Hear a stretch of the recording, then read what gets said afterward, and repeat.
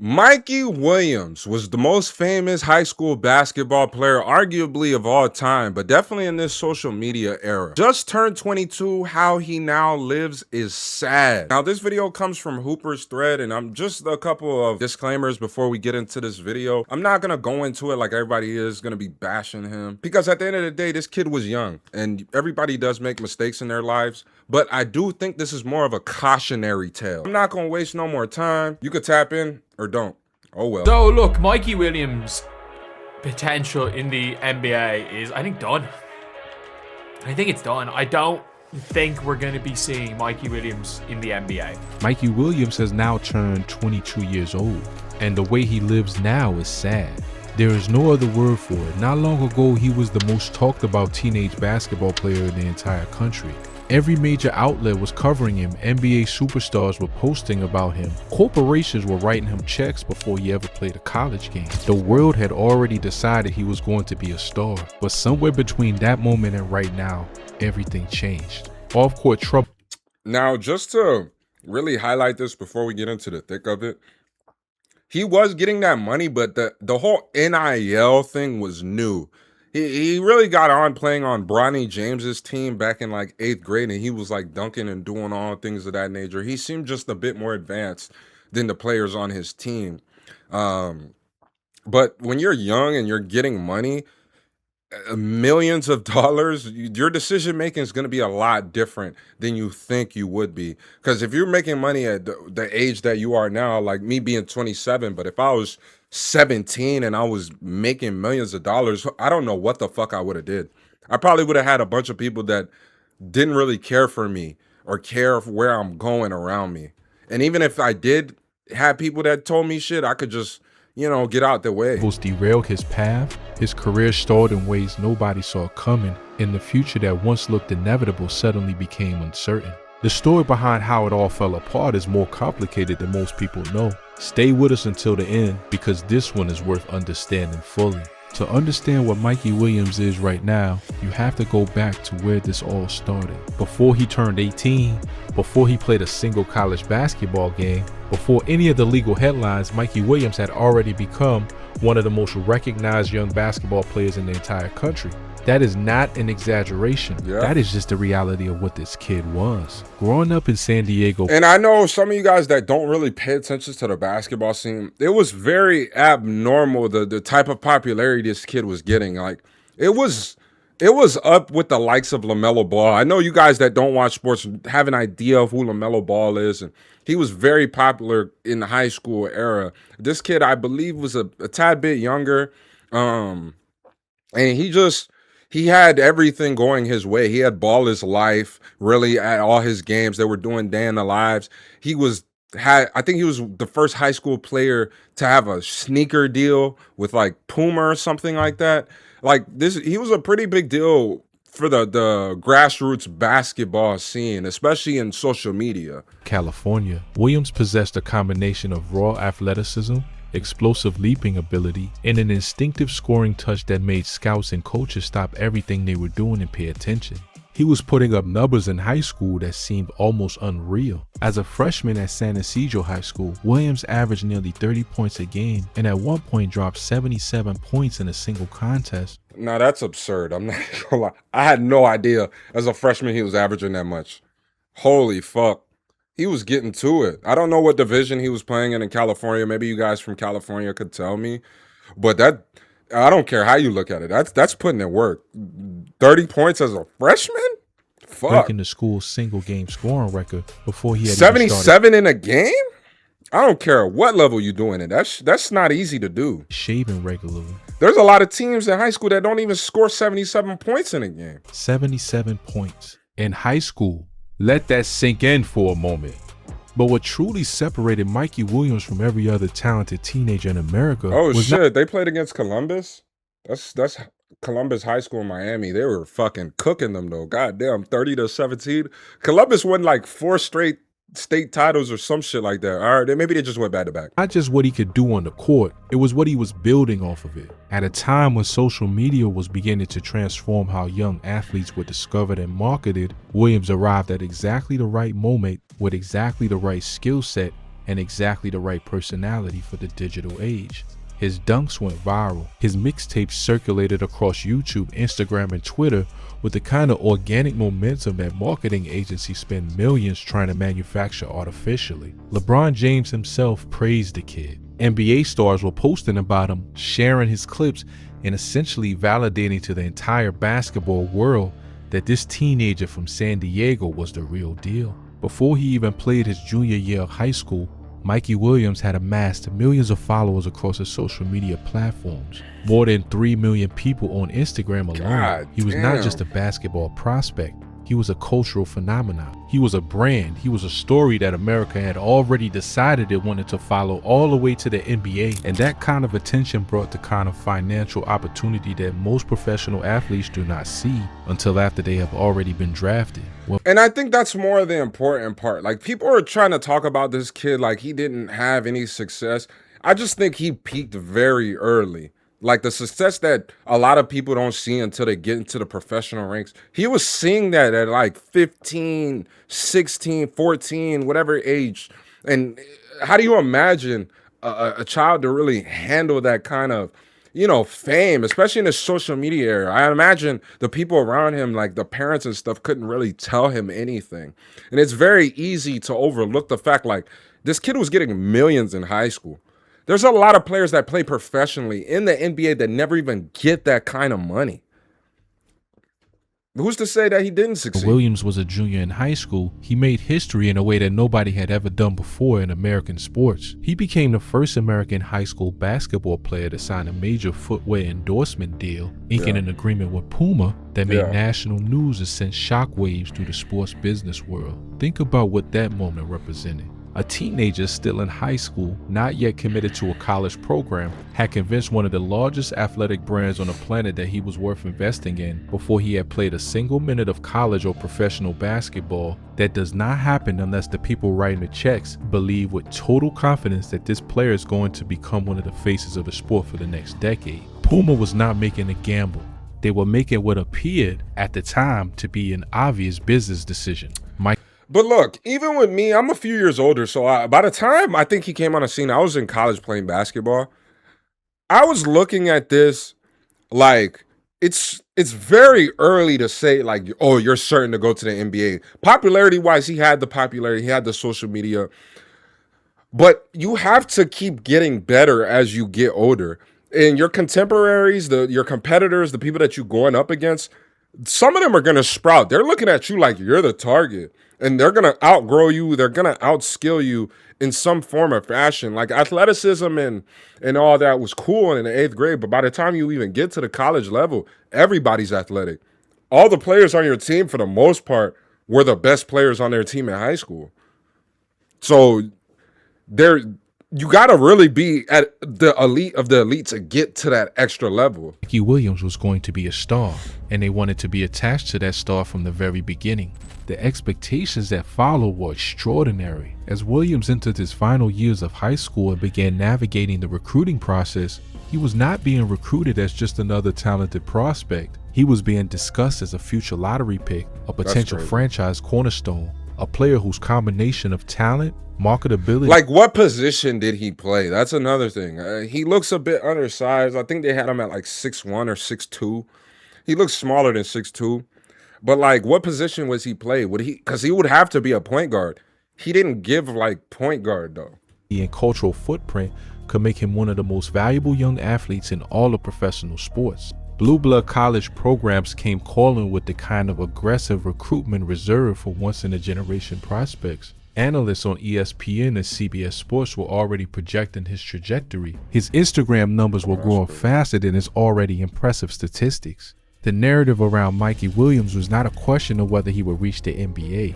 The narrative was about how quickly it would happen and how dominant he would become once he got there. Nobody was writing cautionary tale articles. Nobody was raising red flags.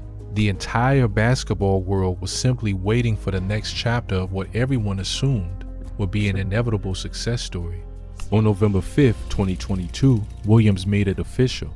He committed to play college basketball at the University of Memphis under head coach Penny Hardaway, himself a former NBA star and one of the most respected names in the sport. The commitment was another headline, another moment that validated the trajectory everyone had mapped out for this kid. Memphis had a history of producing NBA talent, and pairing Penny Hardaway's coaching pedigree with Mikey Williams' unique combination of skill and stardom seemed like a perfect match. The basketball world applauded the decision. People circled the date of his college debut on the calendar. Everything was moving exactly the way everyone expected.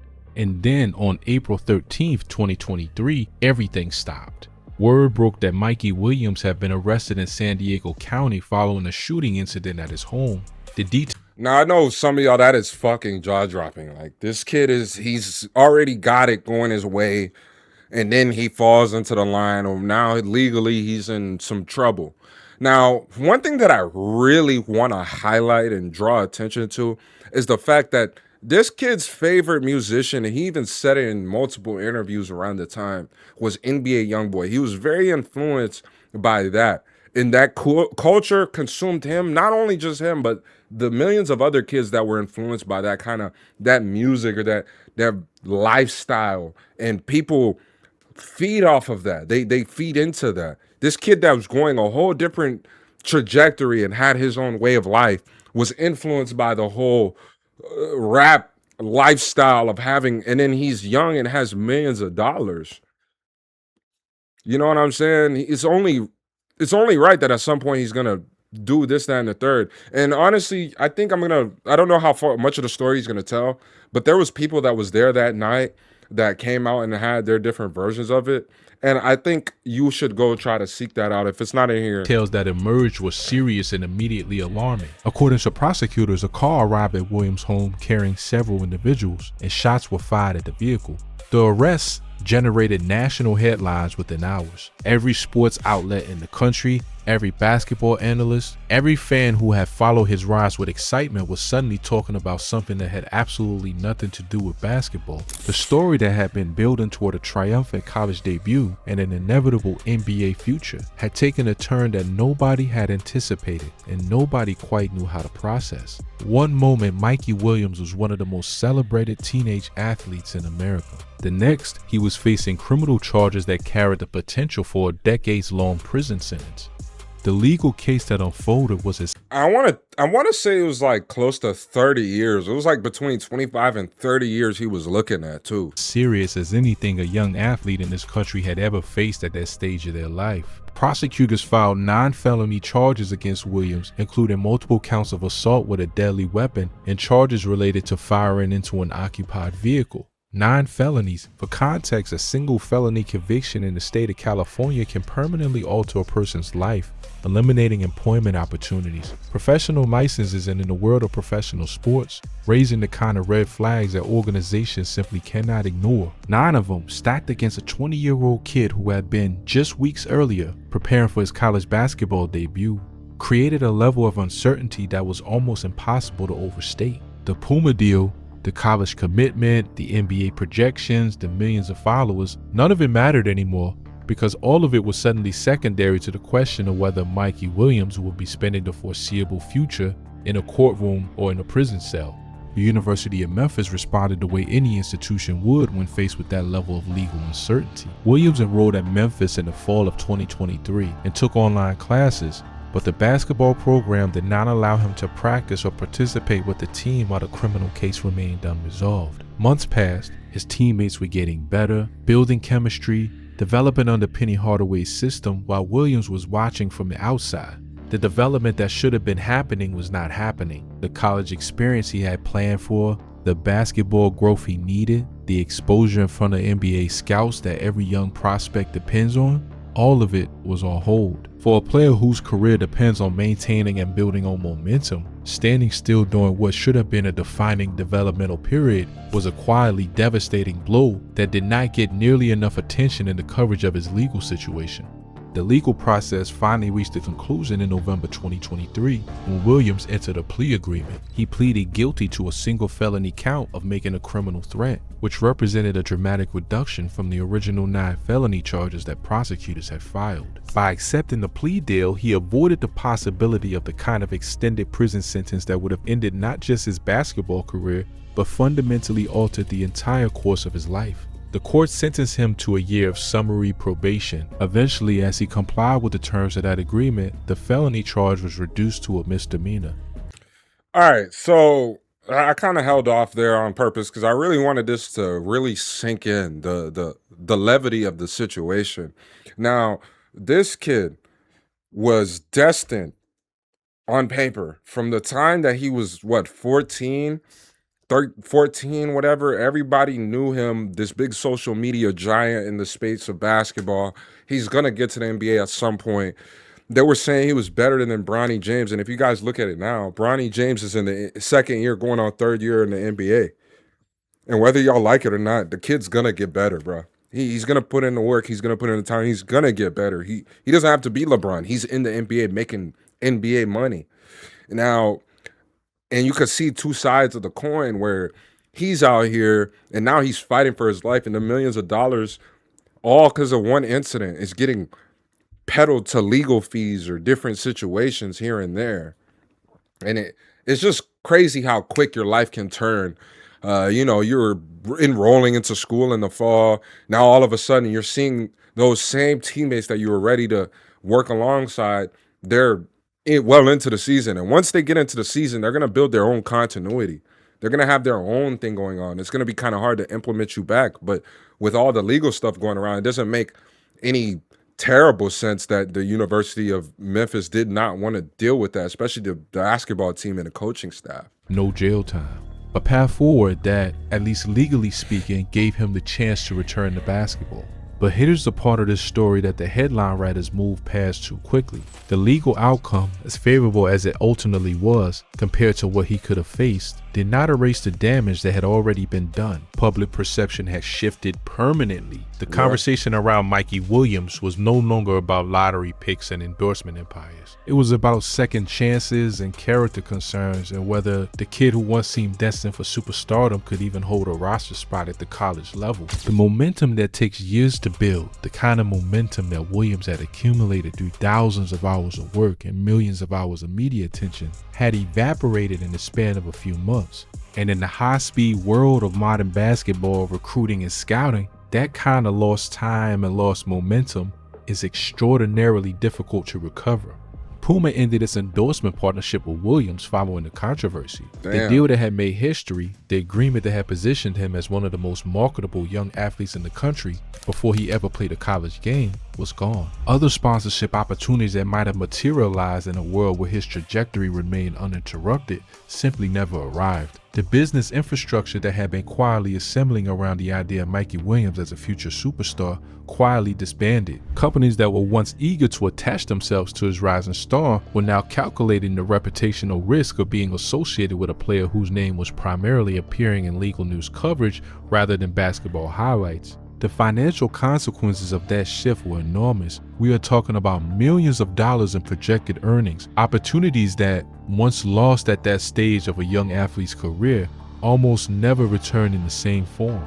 After the legal case resolved, Williams made the decision to leave Memphis entirely. The program had made clear through its actions and through the long delay in clarifying his status that his return to the basketball team was not a priority for the university. His attorney said as much publicly. Williams entered the transfer portal and committed to the University of Central Florida, adding a prayer emoji to his announcement and writing 4 simple words that captured everything. All I needed was a chance. It was a phrase that hit differently when you understood what the previous year had looked like for him. Here was a player who had once been pursued by every major program in the country, who had been celebrated by NBA superstars, who had signed a historic endorsement deal as a teenager, now simply asking for someone to let him play college basketball.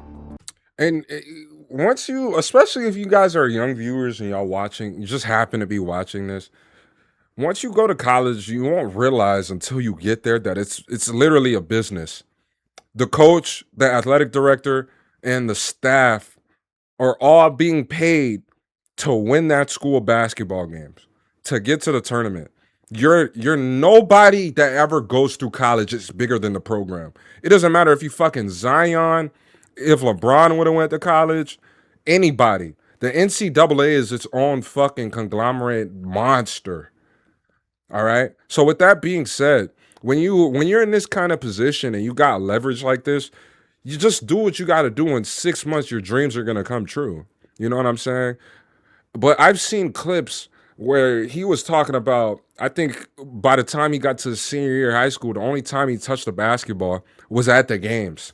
Like he wasn't even going to practice or working on his game like that. He was just going to games. And now I know y'all see them workout clips and all that, but workout clips doesn't determine how cold or nice you're gonna be.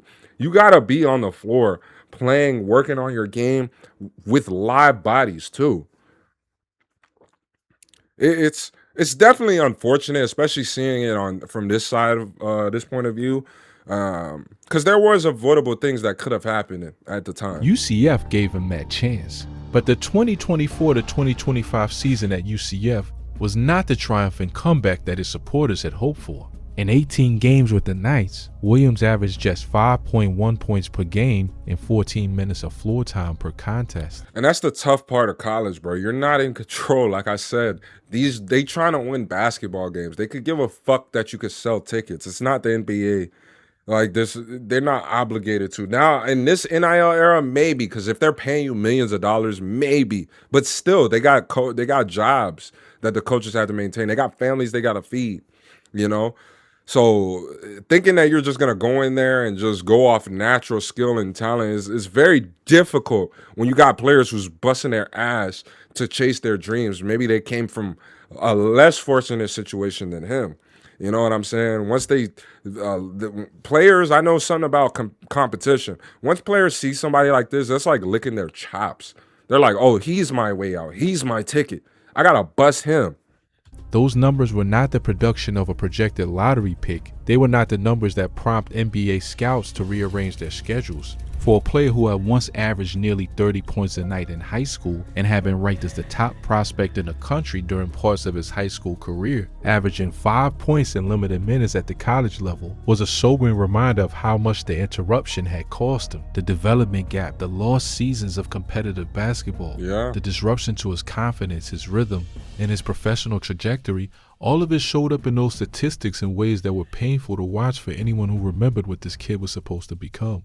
The transfer portal became his destination once more. In April 2025, Williams committed to Sacramento State University, a program undergoing a dramatic transformation of its own under the newly appointed head coach Mike Bibby, the former Sacramento Kings star and NBA point guard, and with NBA legend Shaquille O'Neal serving as the program's general manager. It was a fascinating combination of circumstances. Sacramento State was rebuilding itself around big names and major personalities, and Mikey Williams fit that narrative. ESPN Shams Charania reported the move. It was news again, and for a moment it felt like the kind of fresh start that might actually work.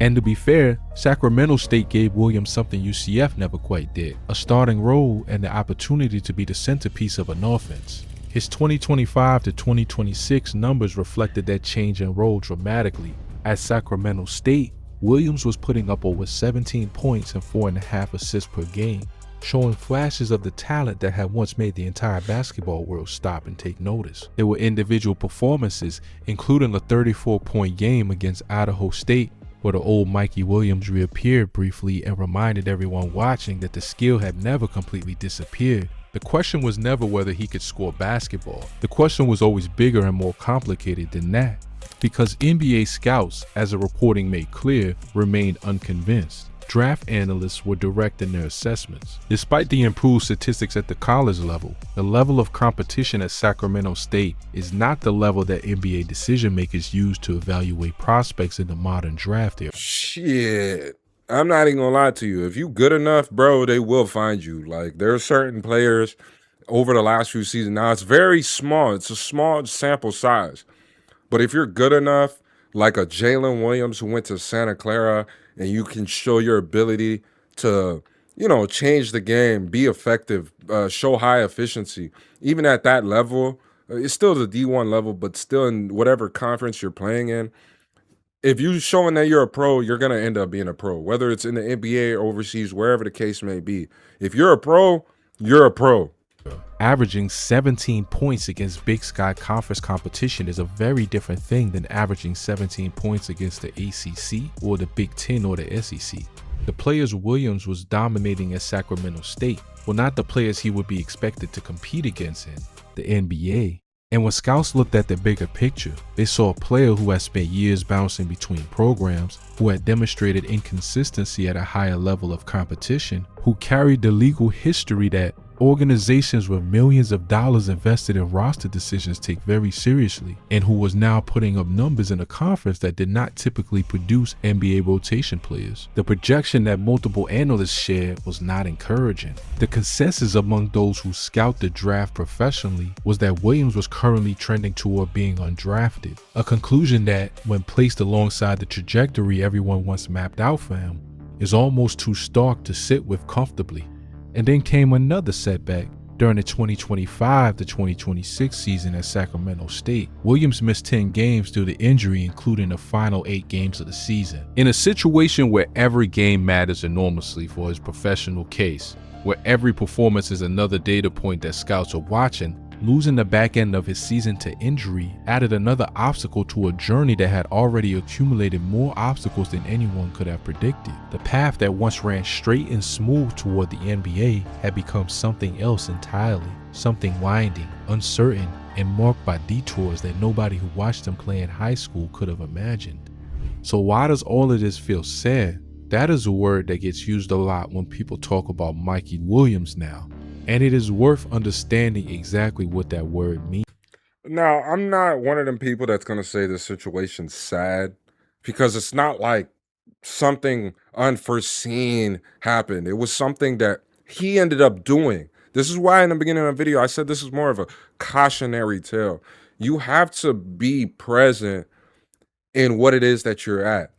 The ball will stop bouncing for you one day, whether it's 20 years from now or whether it's 1 year from now. The ball's going to stop bouncing.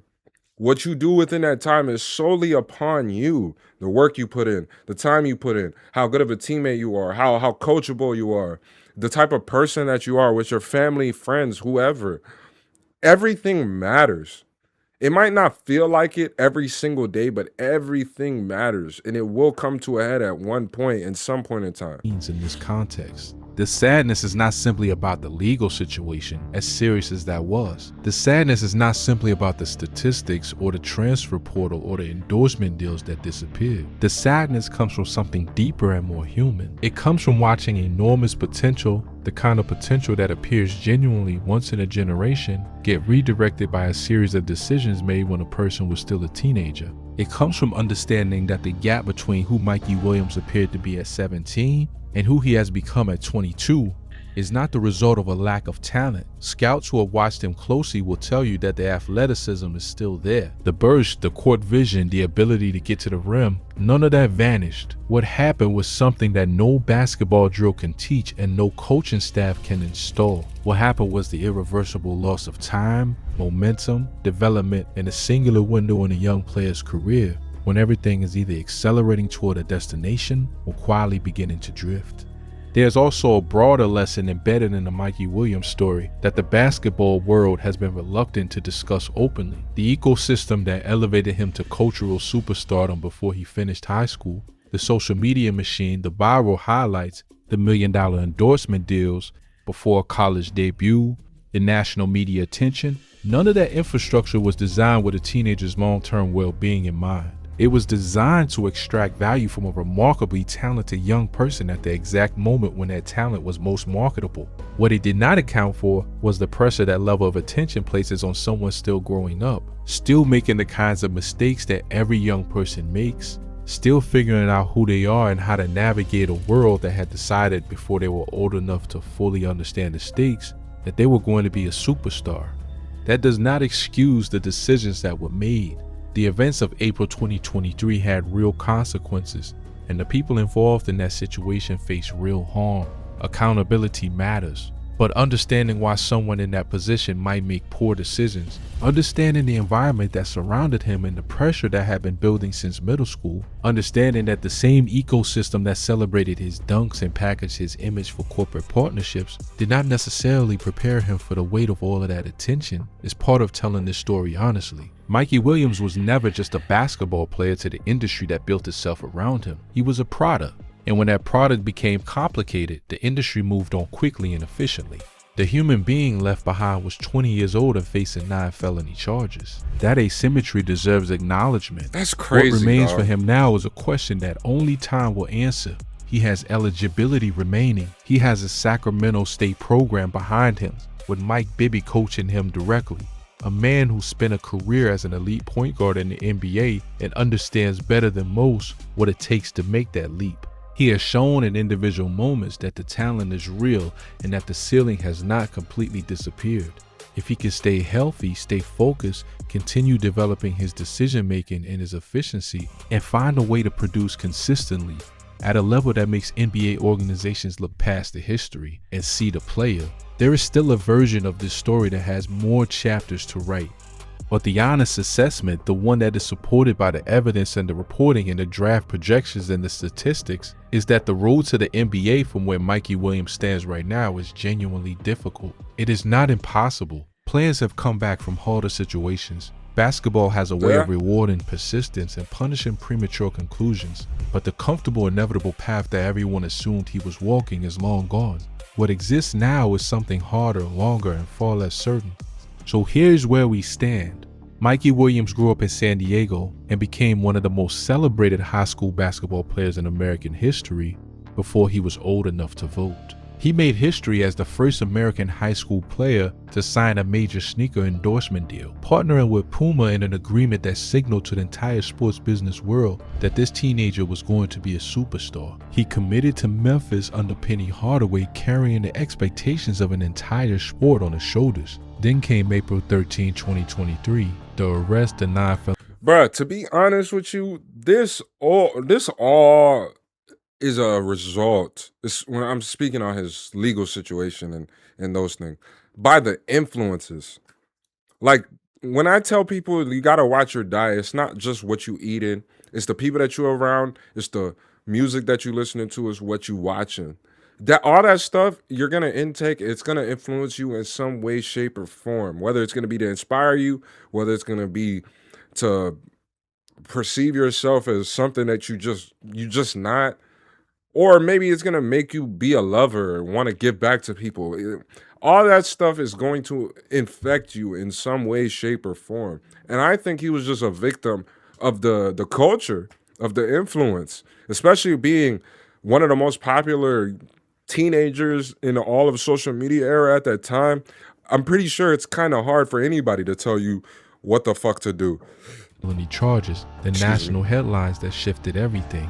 He navigated the legal process, avoided prison, and eventually had his charge reduced to a misdemeanor, but not before losing his endorsement deal, missing years of critical development and watching the enormous momentum that had been building around him since middle school slowly dissolve. He transferred to UCF and averaged just over 5 points in limited playing time. He transferred again to Sacramento State, where he found a starting role, put up better numbers, and played under Mike Bibby and Shaquille O'Neal in the program trying to build something new. He missed the end of the season with an injury, and he currently sits at 22 years old, outside of any serious NBA draft conversation, still searching for the breakthrough that once appeared to be a foregone conclusion. That is the story of Mikey Williams at 22.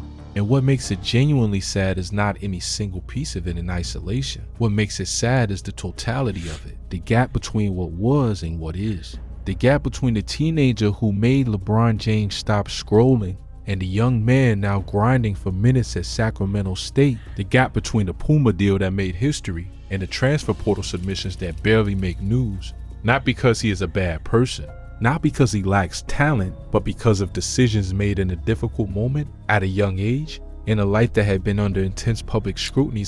I'm not gonna, again, like, he didn't really touch bases on the situation. Like, he didn't really deep dive it. Of course, it sounds like, oh, he protected himself. People came to, you guys really have to go seek out that situation. Because apparently it was like they were invited there, but then he didn't want them there or something like that. Then he was telling them to get the fuck out. And then they got to their cars, and as they was driving off, he shot at the car. Like, it was some sorts of that level. I don't want to misconstrue all the details, but it's out there for you guys to find. Since he was in middle school, and because the basketball world does not wait for anyone to figure themselves out.